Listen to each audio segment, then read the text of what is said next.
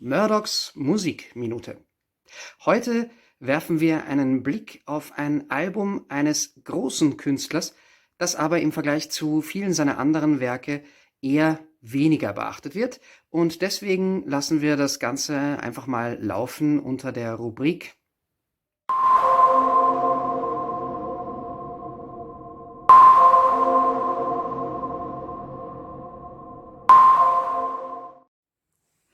eine Singer-Songwriter-Platte für, irgendwie für Weintrinker. Ein bisschen traurig, ein bisschen süffig. Es geht natürlich um Leonard Cohen. Bevor ich jetzt aber anfange, hier herumzulallen und meine Kamera irgendwann fallen lasse, hören wir besser erst einmal in das Album, das es heute gehen soll, rein. Leonard Cohen, Kanadier mit jüdischen Wurzeln und einer der ganz Großen unter den Singer-Songwritern der 60er und 70er Jahre.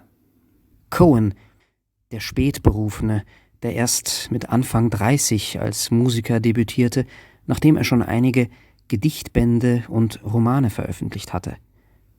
Cohen, der Ladies' Man, der Mann, der mit einer goldenen Stimme geboren wurde, wie er einmal selbstironisch in einem Song sang. Denn es lässt sich trefflich darüber debattieren, wer unter den großen Singer-Songwriter-Dichtern schlechter sang, Bob Dylan oder Leonard Cohen. Wo Dylan munter drauf losprescht und ohne Rücksicht auf Verluste an den richtigen Noten vorbeischlängelt, macht Cohen aus der Limitierung seines brummenden Baritons eine Tugend.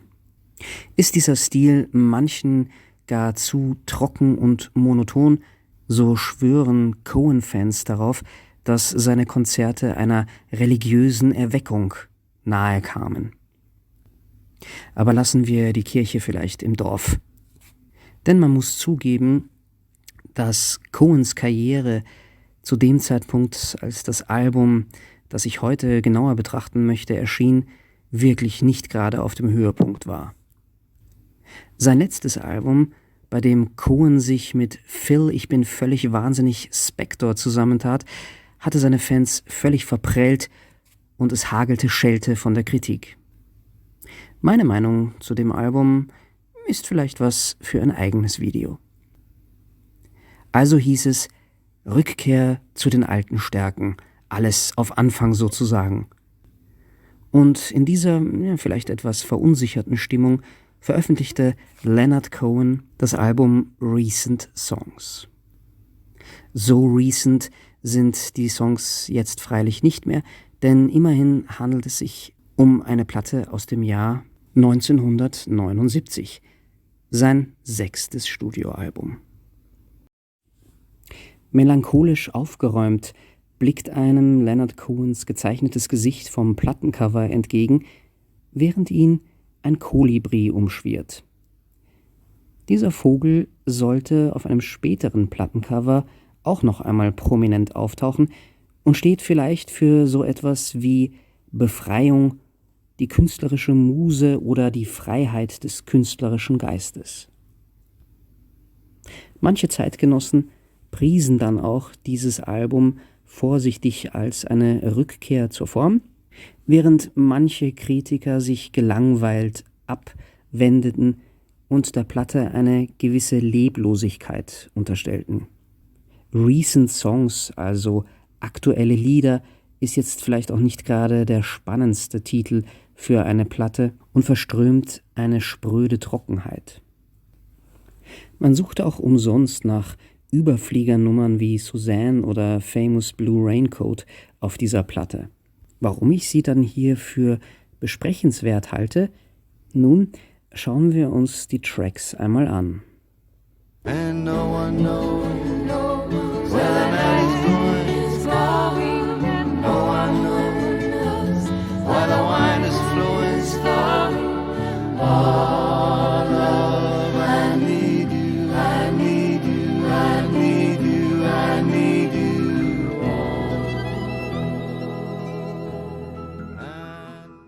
Den Anfang auf Recent Songs macht das mysteriöse, etwas metaphysische Stück The Guests. Die Melodie ist getragen und wiegt sich hin und her im von Cohen so gerne verwendeten 6/8-Takt. Es geht um Gäste, die ankommen zu irgendeiner Art Fest. Manche von ihnen offenherzig, einige wenige gebrochen und verzagt. Man könnte das Stück lesen als eine Parabel auf die große Ungewissheit unserer Existenz. Seelen, die ins Leben eingeladen werden und irgendwie, ohne richtig zu wissen, wohin sich das Ganze entwickelt, durch das Leben taumeln. Und niemand weiß, wohin sich die Nacht bewegt. Und niemand weiß, wohin der Wein fließt. Gleich bei diesem ersten Eröffnungssong tritt zutage, was diese Platte von Leonard Cohen musikalisch meiner Meinung nach so sehr auszeichnet, und zwar die Instrumentierung. Während die ersten Leonard Cohen-Alben oft sehr karg daherkamen und das Vorgängeralbum Death of a Ladies Man dann unter der Hand von Phil Spector geradezu überbordend wurde, nimmt sich Recent Songs von der Instrumentierung her zwar wieder stark zurück, besticht aber durch eine gleichzeitig hohe Musikalität und Akzentuierung, die gesetzt wird durch Violinenspiel, das aus der Klezmer-Musik oder der ungarischen Steppe kommen könnte, jazzigem E-Piano hier und da und dem Einsatz einer Oud, einem Saiteninstrument aus dem Nahen und Mittleren Osten, das damals wirklich noch extrem exotisch gewirkt haben muss. Außerdem darf eine Hauptzutat der Musik von Leonard Cohen natürlich auch nicht fehlen: die getragenen, oft engelshaften weiblichen Hintergrundsängerinnen. All dies findet sich bereits auf The Guests, das einen mit seiner traumwandlerischen, leicht schwelgerischen und auch melancholischen Melodie sanft in dieses Album hineinzieht. Die jazzigen Elemente von Recent Songs werden noch stärker spürbar auf der zweiten Nummer Humbled in Love mit Saxophon und Besenschlagzeug gespielt. Um noch einmal den Vergleich mit Dylan zu bemühen, könnte dieser Song auch vom Album Blood on the Tracks stammen, wäre da nicht dieser gewisse spirituelle Touch, den Leonard Cohens Texte oft bekommen. And you say you've been humbled in love, cut down in your love, forced to kneel in the mud next to me. Danach folgt The Window, ein weiterer der unzähligen bittersüßen Walzer von Leonard Cohen und ebenfalls ein Song, der textlich eine vage, aber stark spürbare religiöse Dimension hat. Trotz einer auch immer vorherrschenden Traurigkeit hat dieses Album bzw. die Musik darauf etwas wahnsinnig Beruhigendes, was den Zuhörer umarmt wie eine tröstende Decke. Vielleicht aber auch das ein Grund, warum einige Kritiker 1979 dem Album einen Mangel an Energie attestierten. Auf der Nummer The Window besonders schön die begleitende Hammond-Orgel.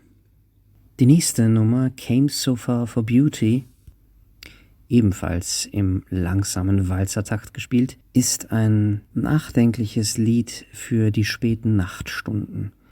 Ebenfalls jazzig angehaucht mit Klavier und Bläsern, kann man den Songtext entweder lesen als die Abhandlung einer gescheiterten Liebe oder aber den Versuch, in der Kunst und der Muse Erfüllung zu finden, am Ende jedoch ohne die Anerkennung dazustehen, die man sich erhofft hat. Ja, und wenn man gerade glaubt, dass man gegen Ende der ersten Seite des Albums so richtig schön in Schlummer verfallen kann, erlebt man dann doch noch eine kleine Überraschung.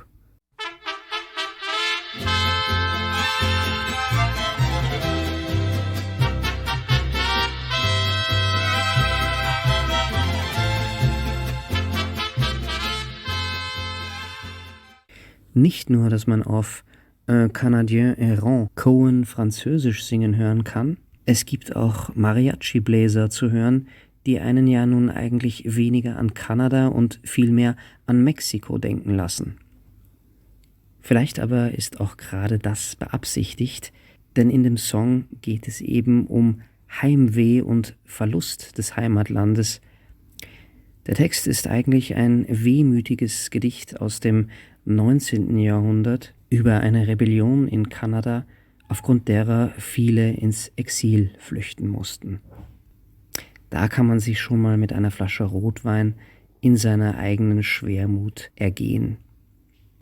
Die zweite Seite des Albums verläuft beinahe noch ruhiger als die erste Seite und mag vielleicht als die etwas schwächere Hälfte von Recent Songs angesehen werden. Es beginnt gleich mit einer langsamen, allegorischen Ballade namens The Traitor, gespickt mit spanischer Gitarre und der bereits erwähnten Violine.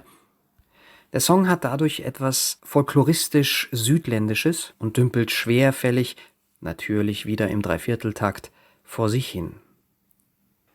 Ähnlich behäbig geht es dann weiter im nächsten Stück Our Lady of Solitude, eine typische, sinnlich schlüpfrige Cohen-Ballade im Zeitlupentempo. An dieser Stelle gewinnt man ein bisschen den Eindruck, dass dem Meister vielleicht doch langsam die Ideen für das Album ausgehen. Was diesen Song allerdings auszeichnet, ist neben einem sehr hervorstechenden Jazz-Bass, dass bei genauerem Hinhören im Hintergrund auch einiges an Keyboard zu hören ist. Ein Sound, der bisher bei Cohen so noch nicht aufgefallen war. The Gypsy's Wife kommt ebenfalls, wie sollte es anders sein, im Dreivierteltakt daher und lebt vor allem durch die prägnante, osteuropäisch anmutende Violine. Der Song ist gespickt wie viele Cohen-Songs mit Bibelreferenzen und hat gleichzeitig etwas ein wenig dunkel-rätselhaftes vom Text her. Als Hintergrundsängerin zu hören auf diesem Album und diesem Song übrigens unter anderem auch Jennifer Warnes, die Popfans wahrscheinlich in erster Linie bekannt sein wird als die Sängerin des großen Dirty Dancing Hits The Time of My Life. Vom 80er Jahre Teenie-Kino jetzt aber zu noch einem der für mich absoluten Höhepunkte des Albums Recent Songs, versteckt fast am Ende der B-Seite The Smoky Life. Eine unverschämt entspannte Nummer, die wahrscheinlich jazzigste auf dem ganzen Album, eingespielt von einer Band, die eindeutig weiß, was sie tut. Man bekommt ein super loungiges E-Piano zu hören, tiefenentspanntes Besenschlagzeug, wieder die kongeniale Harmoniestimme von Jennifer Warnes und einen lässig aufgeräumten Leonard Cohen, der in diesem Song wieder einmal das Ende einer Beziehung besingt, allerdings nicht bitter oder leidend, sondern mit einer Leichtigkeit. Denn nichts im Leben sei permanent und man müsse eine Leichtigkeit besitzen, um Dinge auch gehen lassen zu können. Neben dem jazzigen Coolness-Faktor hat The Smoky Life eine wunderbare Melodie und ist aus meiner Sicht unbestritten einer der besten Songs, nicht nur auf diesem Album, sondern auch einer der wohl schönsten Songs in Leonard Cohens gesamten Oeuvre. Das ist jetzt natürlich eine vielleicht gewagte These, zumindest aber ist es ein in Vergessenheit geratenes Kleinod.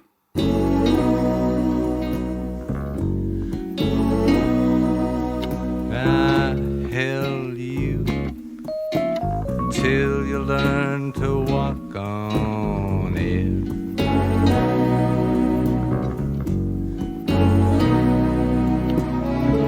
So don't look down. The ground is gone, there's no one waving anyway. Und dann geht es scheinbar noch einmal in die Wüste Mexikos. Ein Cowboy, vielleicht Leonard selbst, ist auf der Suche nach seiner verloren gegangenen Stute. Die Mariachi-Bläser tröten dazu noch einmal glücklich melancholisch, während Cohen im Walzertakt einen Text dazu singt, der erneut als Suche nach Inspiration oder auch der Muse gedeutet werden könnte, ebenso wie spiritueller Erfüllung oder aber die Suche nach der Liebe. Um speziell Cohens Texte auf diesem Album aber tiefgründiger zu deuten, bräuchte es eine zweite Weinflasche.